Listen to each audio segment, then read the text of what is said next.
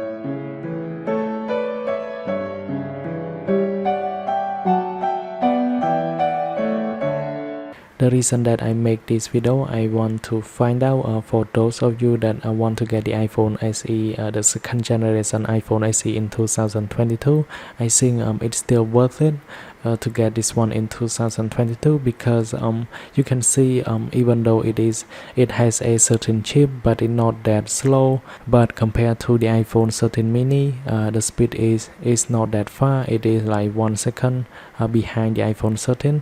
And now let's go ahead and check on the Geekbench score. I already test on this device as well. You can see on the iPhone SE2, on single core you get like 1316, and on multi-core you get like 3122.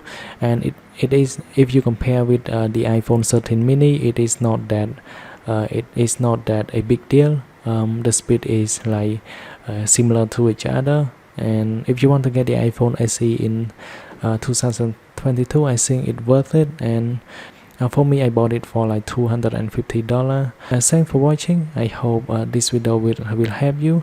Then I will see you guys in the next one.